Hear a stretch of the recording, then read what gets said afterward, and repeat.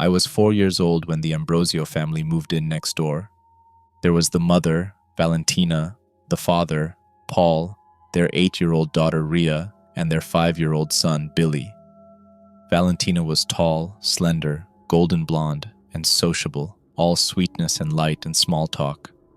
Paul was dark-haired, burly, taciturn, always tailing his wife like a shadow. Billy was scrawny, clumsy, often sick, and prone to saying the weirdest things. But it was Rhea that caught my attention. Even skinnier and sicklier than her brother, she'd inherited her father's quiet nature, always vanishing into the background so she could read, and that was on the days when she was healthy enough to be out of bed. Like her mother, she was golden blonde and blue-eyed. Unlike her mother, Rhea's left eye had a distinctive flaw, a single metallic gold spot just below the pupil. As far as I can remember, my parents liked the Ambrosios, and I had something of a crush on Rhea, but looking back, we didn't know much about them at all. They moved away just before I turned 5. I didn't think there was anything strange about it. It was a tumultuous time in our neighborhood, with people renting houses and moving out just as quickly once the rent got too high. When I was 10, my parents decided to move as well. Unfortunately, just as I was getting excited about the idea, bureaucracy hit us hard. It seemed like every time we were ready to start packing, there was another form to fill in, and so my parents were left trapped indoors with their paperwork while I roamed the neighborhood, all of us bored out of our skulls. And then, a week after we should have left, the Ambrosios moved back in next door. Rhea and Billy were the first to arrive that day, clambering out of their car and marching up the driveway as if they'd never left, and immediately I knew something was wrong. Neither of them had aged. Rhea was still 8, Billy was still 5. It had been years since I'd last seen them, but even I could remember that they'd been bigger than me at the time. Now I'd somehow outgrown them, and no sooner had I recovered from the shock, Valentina stepped out of the driver's seat, every bit as vital as she'd been 5 years ago, without lines on her face or the slightest trace of gray in her hair. Then she saw me peering over the fence. Instantly, her smiling face dropped into a stunned gape. Then her mouth twisted into a scowl, and she looked at me with such venom in her pale blue eyes that I instinctively ducked out of sight, suddenly convinced beyond all rationality that she'd hurt me. When I finally worked up the nerve to peek out again, she'd gone indoors, taking Paul and Billy with her. Rhea was still standing there, eyes wide with an emotion I'd never seen from her. Hope. Then Valentina stormed out onto the driveway, grabbed Rhea by the arm and dragged her indoors, hissing furiously at her as they vanished into the depths of the house. A moment later, I heard the faint but unmistakable sound of Rhea screaming in pain. I didn't tell my parents about what I'd seen. I wanted to, but something about that look of bilious hatred in Valentina's eyes filled me with such dread that I couldn't bring myself to talk about it. By the time I went indoors, I'd given myself a million different excuses to avoid telling them about it, even briefly convincing myself that the 2 kids weren't Rhea and Billy at all but their cousins. Any excuse would do if it meant I wouldn't have to face Valentina again. But I couldn't forget or ignore the way she'd grabbed Rhea, or the scream I'd heard after she'd been hauled indoors. So, despite my fear, I kept an eye on the Ambrosio house, trying to find a moment when I could talk to one of the kids without their parents noticing, or Valentina appearing at the door to offer me a cup of cocoa. One day, Valentina took Paul and Billy on a shopping trip, so I took the opportunity to sneak over, hoping to speak to the only member of the family left behind. In the end, I didn't get anywhere until I crept around the side of the house and found Rhea waiting for me at the back door. Immediately, I saw the gold flaw on her left eye, and any remaining doubts melted away. This was the real Rhea Ambrosio in the flesh, somehow still 8 years old. More unusually, her eyes were unfocused, the pupils wildly dilated. Her hands were trembling as she opened the door for me, and her forehead was glistening with sweat. At the time, I thought she was just sick, but now I know she'd been sedated to keep her under control. It must have been taking every atom of her strength just to stay on her feet. And as she let me in, I saw that her right hand had been heavily bandaged, completely obscuring her fingers. No sooner was I indoors, she lost her balance, falling hard on her left leg and leaving a huge bloody scrape across her knee. But just as I was helping her up and looking around for a band-aid, I saw the entire wound seal shut, leaving behind nothing but bare skin and a faint bloodstain on her shorts. Once I'd recovered from the shock, I naturally wanted to ask questions. But before I could even start, Rhea put a hand over my mouth and hissed, "Shh." She then drew a notepad and pencil from her pocket, and on the top page clumsily scrawled out, "Can't tell you. The house is bugged. She's listening." She paused, hope dawning in her unfocused eyes, and then wrote, "Easier to show you." I let her lead me into the study, where a large box of photo albums sat, ready to be unpacked and locked in a filing cabinet. Selecting the topmost album, Rhea opened it for me. Inside was a series of antique photographs, many of them dating back to the late 19th century.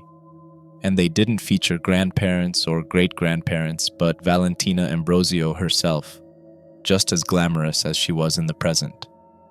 About the only thing different about her were the black robes embroidered with occult symbols that she wore in the oldest photographs. No matter how far back the album went, Valentina never aged.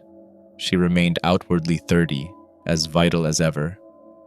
The same couldn't be said for everyone else. Before long, the most common of the photos was of Valentina at funerals, mourning the death of another loved one and looking a little more dispirited with every shot. But then her spirits reignited with a series of romantic photographs, climaxing with her wedding to Paul in 1935. Cast the enchantment on him the morning after. Valentina's handwritten caption read, "Now we'll be together forever." And then there was Rhea's first baby photo, dated 1937. Paul had even gone to the expense of using color film just to capture that distinctive gold flaw in her eye. At this, I looked up at Rhea with a questioning look. I wasn't great at math in those days, but even I knew that she should be around 60 at the very least. Rhea understood at once and nodded, and to this day, I can still remember just how tired she seemed in that moment. Billy was born in 1940.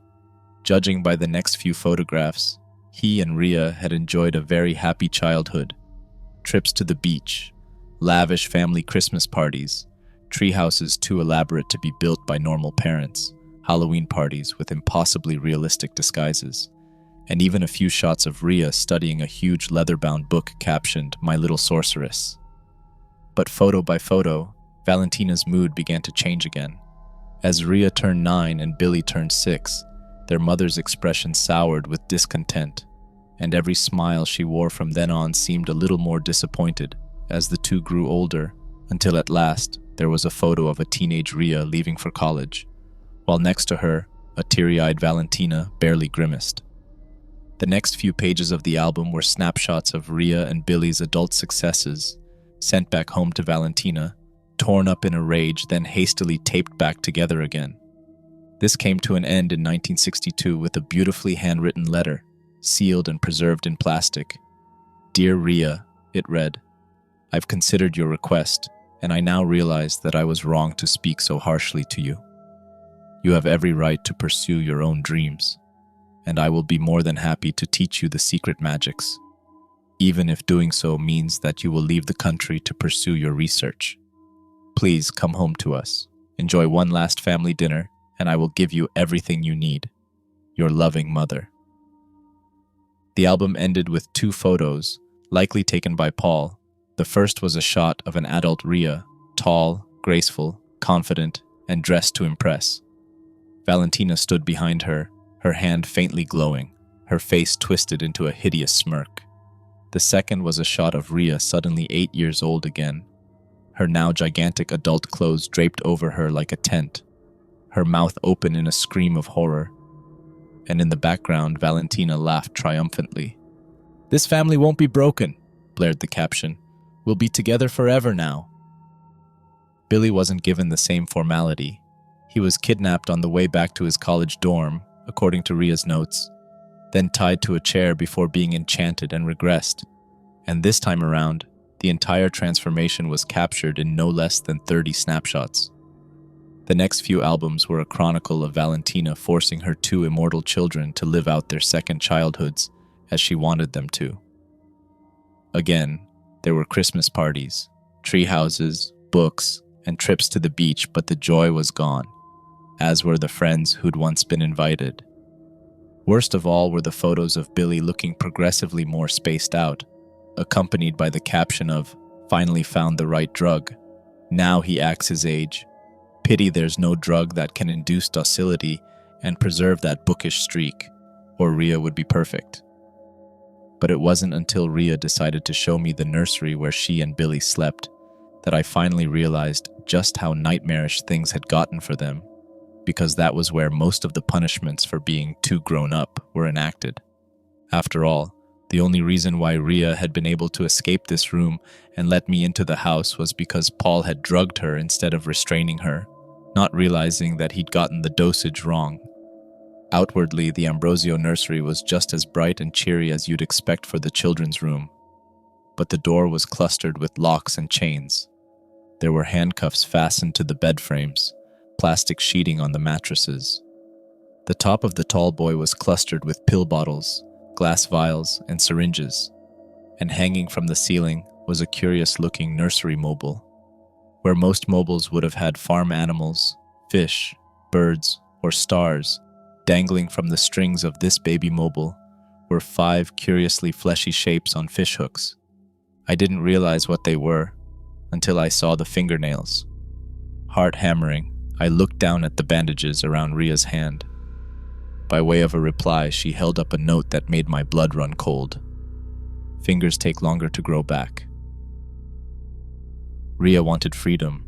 She explained as much in her notes and begged me for help. She told me she just needed me to sneak into the house after everyone was asleep and copy a few pages of her mother's grimoire, just enough to control her own age and force Valentina into a compromise.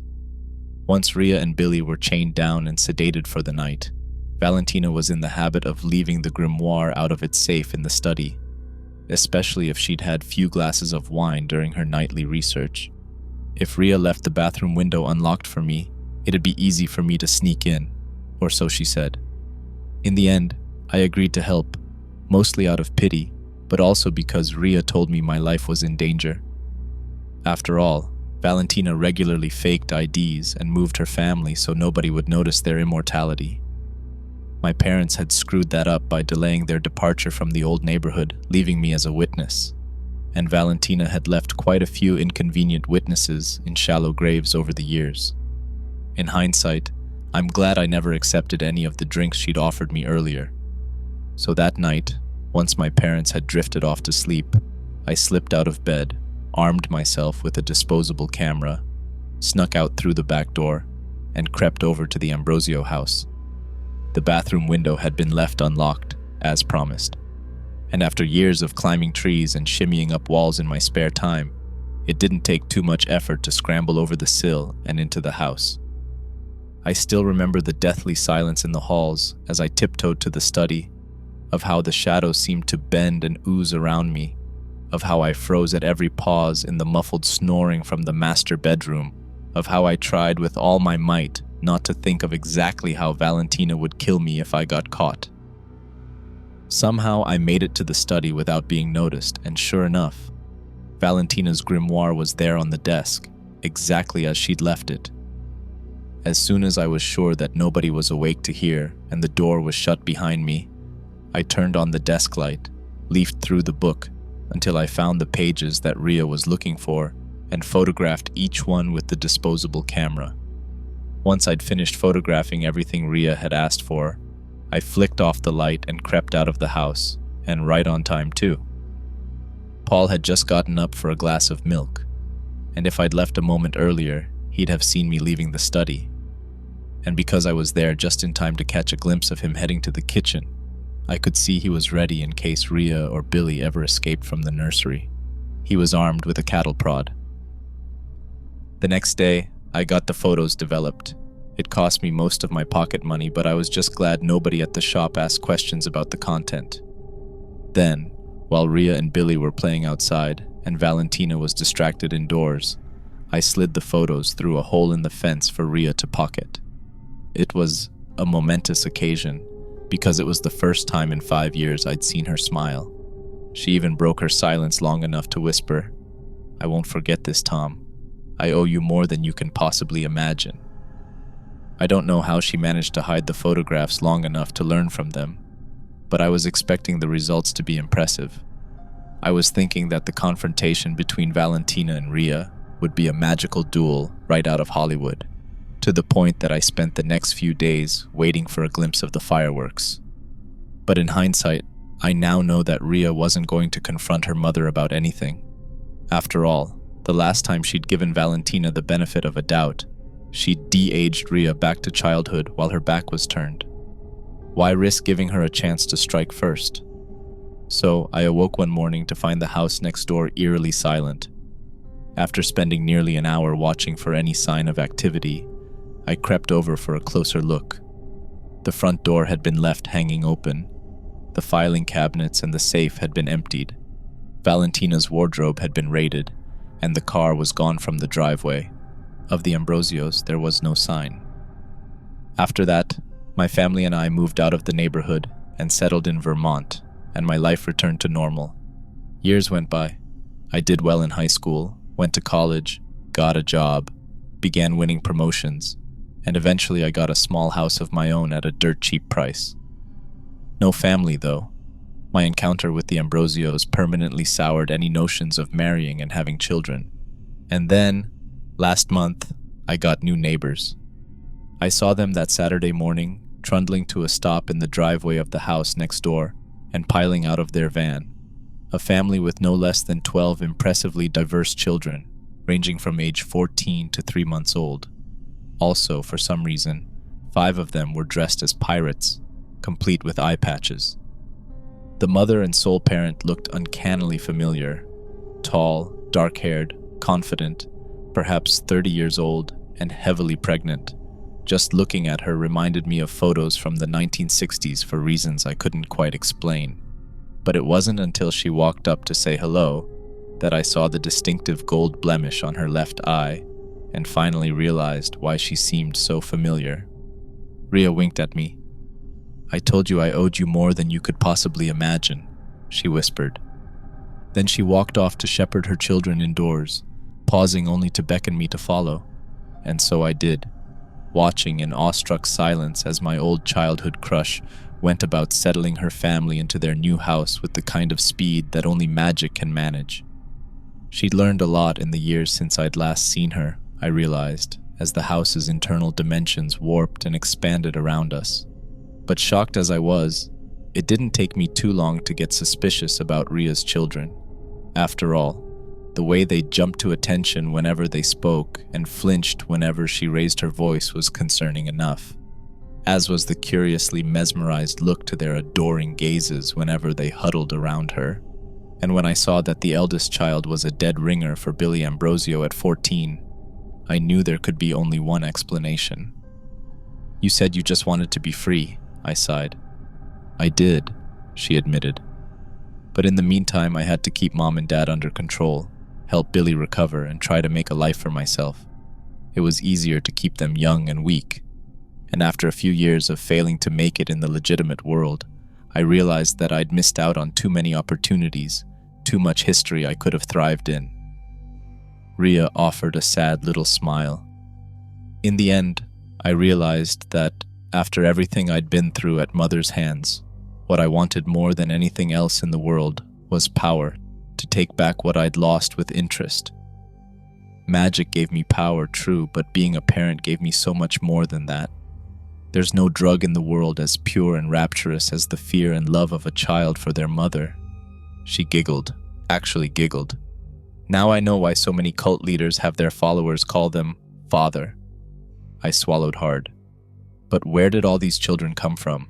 I asked nervously. Who were they? Oh, drunks, addicts, petty criminals. Nobody who'll be missed. Well, maybe 1 or 2 cops who came to investigate the disappearances, and 1 nosy little imp from Child Protective Services, but it doesn't matter.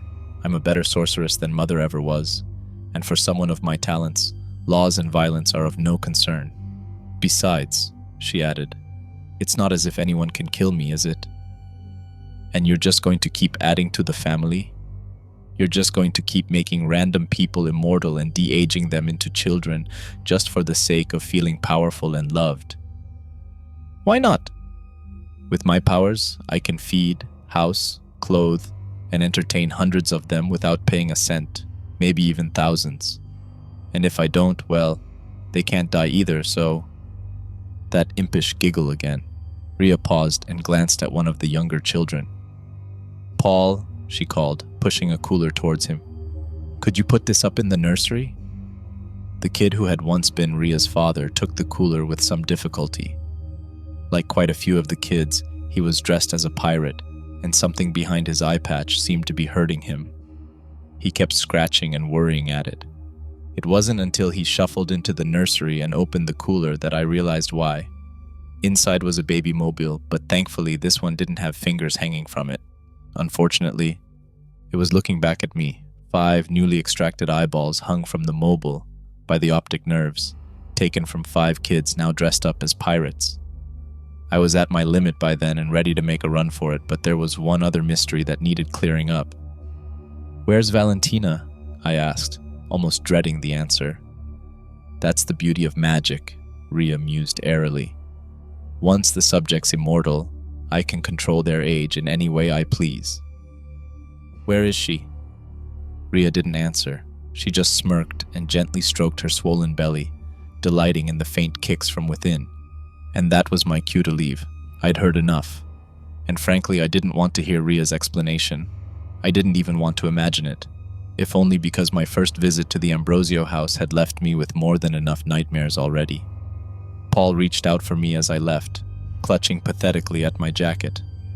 Once upon a time, he'd been a hulking giant of a man, the terror of Rhea, Billy, and even me. Now he was 6 years old and tiny for his age. Kill me, he whimpered, kill me. I muttered a half-hearted apology and pulled away, running for the door without looking back. I wouldn't have known how to help him even if I'd wanted to. I wish my confession could have ended there. But 2 days ago I was gardening, trying to distract myself from my new neighbors, when I fumbled the pruning shears and accidentally sliced my left arm open. And before my eyes, the wound healed in a matter of seconds. I don't know when Rhea cast the spell of immortality on me, but that's the only thing that could explain it. She said she owed me for freeing her. Did she repay her debt by making me immortal and leaving me to my freedom? Or is her idea of a reward a place in her family, preserved in eternal childhood, and any minute I'll shrink back down to 10 years old?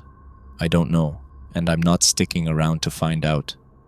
I don't need to worry about outliving relatives, forging IDs, what I'll have to do to stay sane, or even if Rhea will follow me. I just need to get the hell out of here before the worst transpires. All I leave behind is this confession of the role I played in unleashing a monster on the world, and a warning to avoid her at all costs if you see her. Hopefully the description will be enough to save you. If not, well, there's always room for another child in the family.